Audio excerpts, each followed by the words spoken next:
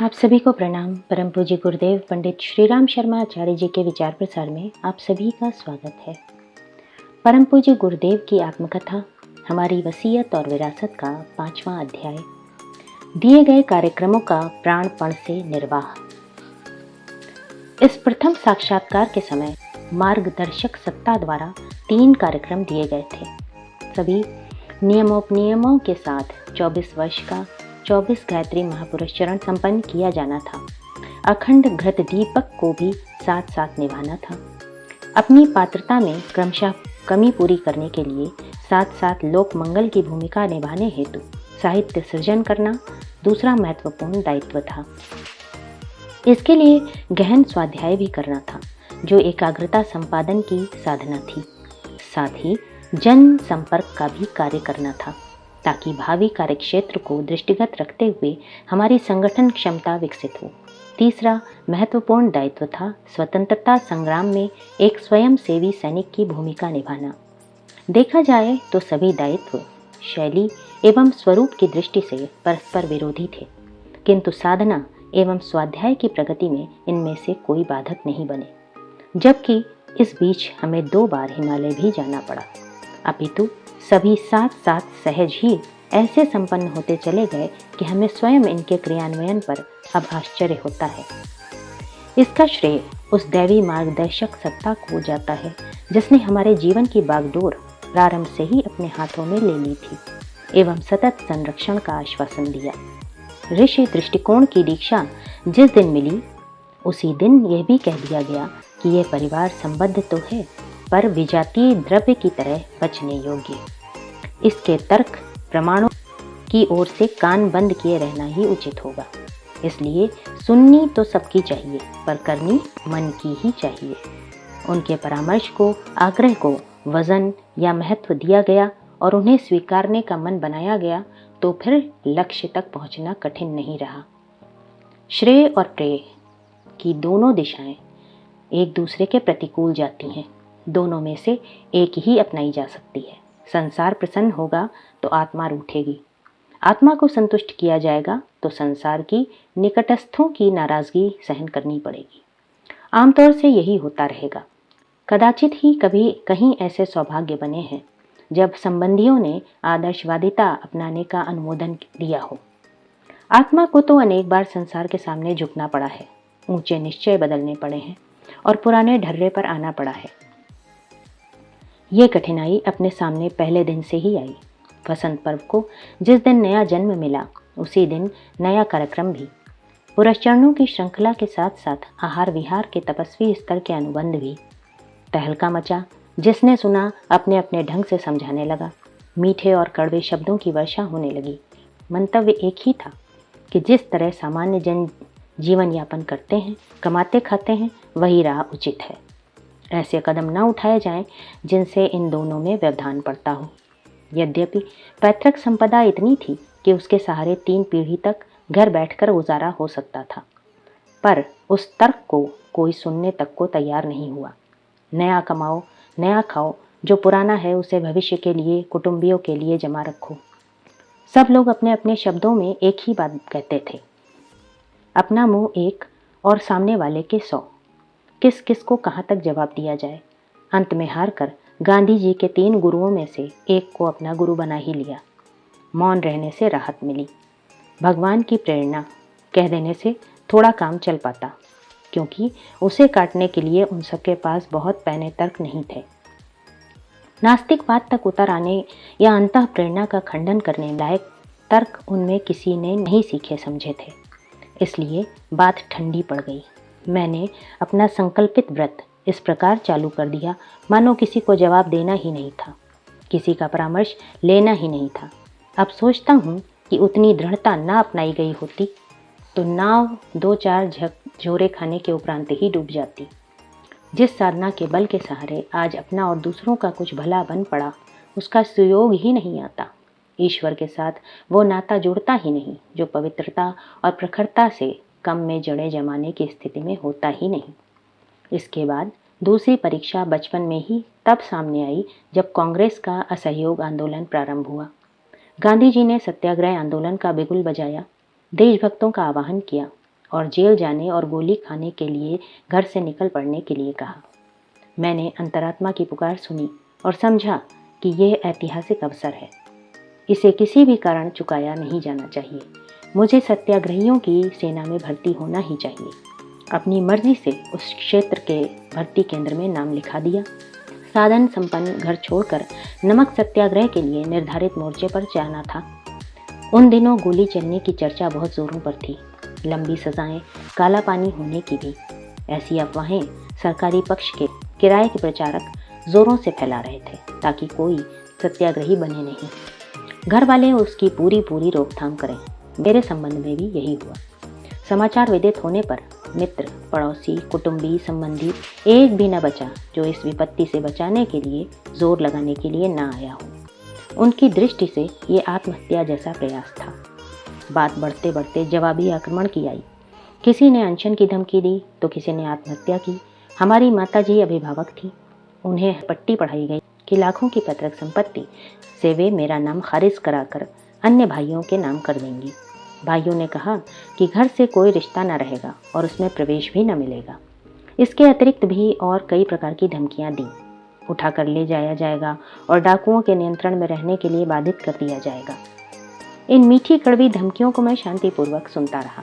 अंतरात्मा के सामने एक ही प्रश्न रहा कि समय की पुकार बड़ी है या परिवार का दबाव। अंतरात्मा की प्रेरणा बड़ी है या मन को इधर उधर डुलाने वाले असमंजस की स्थिति। अंतिम निर्णय किससे कराता? आत्मा और परमात्मा दो को ही साक्षी बनाकर और उनके निर्णय को ही अंतिम मानने का फैसला किया। इस संदर्भ में प्रहलाद का फिल्म चित्र आंखों के आगे तैरने लगा। वो समाप्त न होने पाया था कि ध्रुव की कहानी मस्तिष्क में तैरने लगी। इसका अंत न होने पाया कि पार्वती का निश्चय उछलकर आगे आ गया। इस आरंभ के उपरांत महामानवों की, वीर बलिदानियों की, संत सुधारक और शहीदों की अगणित गाथाएं सामने तैरने लगी। उनमें से किसी के भी घर परिवार वालों ने, मित्र संबंधियों ने समर्थन नहीं किया था। वे अपने एकाकी आत्मबल के सहारे कर्तव्य की पुकार पर आरूढ़ हुए और दृढ़ रहे। फिर ये सोचना व्यर्थ है कि इस समय अपने इर्द गिर्द के लोग क्या करते और क्या कहते हैं। उनकी बात सुनने से आदर्श नहीं निभेंगे। आदर्श निभाने हैं तो अपने मन की ललक लिप्साओं से जूझना पड़ेगा। इतना ही नहीं, इर्द गिर्द जुड़े हुए उन लोगों की भी उपेक्षा करनी पड़ेगी जो मात्र पेट प्रजनन के कुचक्र में ही घूमते और घुमाते रहे हैं। निर्णय आत्मा के पक्ष में गया।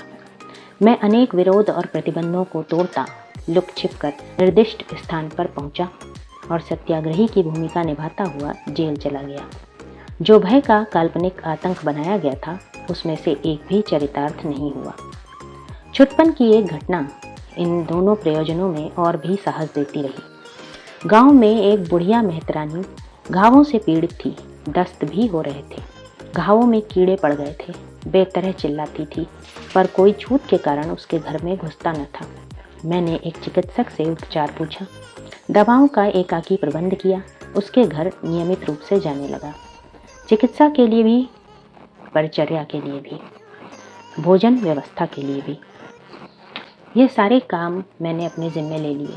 मेहतरानी के घर में घुसना, उसके मल मूत्र से सने कपड़े धोना आज से 65 वर्ष पूर्व गुनाह था। जाति बहिष्कार कर दिया गया। घर वालों तक ने प्रवेश न करने दिया। चबूतरे पर पड़ा रहता और जो कुछ घर वाले दे जाते उसी को खाकर गुजारा करता। इतने पर भी मेहतरानी की सेवा नहीं छोड़ी। ये 15 दिन चली और वो अच्छी हो गई। वो जब तक जीवित रही मुझे भगवान कहती रही। उन दिनों 13 वर्ष की आयु में भी अकेला था। सारा घर और सारा गांव एक ओर लड़ता रहा, हारा नहीं। अब तो उम्र कई वर्ष और अधिक बड़ी हो गई थी। अब क्यों हारता? स्वतंत्रता संग्राम की कई बार जेल यात्रा, 24 महापुरुष चरणों का व्रत धारण, इसके साथ ही मेहतरानी की सेवा साधना, ये 3 परीक्षाएं मुझे छोटी उम्र में ही पास करनी पड़ी। आंतरिक दुर्बलताएं और संबद्ध परिजनों के दोहरे मोर्चे पर एक साथ लड़ा। उस आत्मविजय का ही परिणाम है कि आत्मबल संग्रह से अधिक लाभ से लाभान्वित होने का अवसर मिला। उन घटनाक्रमों से हमारा आपा बलिष्ठ होता चला गया एवं वे सभी कार्यक्रम हमारे द्वारा बखूबी निभते चले गए जिनका हमें संकल्प दिलाया गया था। महापुरुष चरणों की श्रृंखला नियमित रूप से चलती रही। जिस दिन गुरुदेव के आदेश से उस साधना का शुभारंभ किया था, उसी दिन घृत दीप की अखंड ज्योति भी स्थापित की। उसकी जिम्मेदारी हमारी धर्मपत्नी ने संभाली, जिन्हें हम भी माता जी के नाम से पुकारते हैं। छोटे बच्चे की तरह उस पर हर घड़ी ध्यान रखे जाने की आवश्यकता पड़ती थी, अन्यथा वो बच्चे की तरह मचल सकता था, बुझ सकता था। वो अखंड दीपक इतने लंबे समय से बिना किसी व्यवधान के अब तक नियमित जलता रहा है। इसके प्रकाश में बैठकर जब भी साधना करते हैं तो मन क्षेत्र में अनायास ही दिव्य भावनाएं उठती रहती हैं। कभी किसी उलझन को सुलझाना अपनी सामान्य बुद्धि के लिए संभव नहीं होता, तो इस अखंड ज्योति की प्रकाश किरण अनायास ही उस उलझन को सुलझा देती है। नित्य 66 माला का जप, गायत्री माता के चित्र प्रतीक का धूप, नैवेद्य, अक्षत पुष्प जल से पूजन, जप के साथ साथ प्रातः काल के उदीयमान सविता देवता का ध्यान, अंत में सूर्यार्घ्य दान। इतनी छोटी सी विधि व्यवस्था अपनाई गई। उसके साथ बीज मंत्र का संपुट आदि का कोई तांत्रिक विधि विधान जोड़ा नहीं गया, किंतु श्रद्धा अटूट रही। सामने विद्यमान गायत्री माता के चित्र के प्रति असीम श्रद्धा उमड़ती रही। लगता रहा कि वे साक्षात सामने बैठी हैं। कभी कभी उनके आंचल में मुंह छिपाकर प्रेमाश्रु बहाने के लिए मन उमड़ता। ऐसा नहीं हुआ कि मन न लगा हो, कहीं अन्यत्र भागा हो। तन्मयता निरंतर प्रगाढ़ स्तर की बनी रही। समय पूरा हो जाता तो अलग अलार्म बजता, अन्यथा उठने को जी ही नहीं करता। उपासना क्रम में कभी एक दिन भी विघ्न न आया। यही बात अध्ययन के संबंध में रही। उसके लिए अतिरिक्त समय न निकालना पड़ा। कांग्रेस कार्यों के लिए प्रायः काफ़ी दूर चलना पड़ता। जब परामर्श या कार्यक्रम का समय आता तब पढ़ना बंद हो जाता।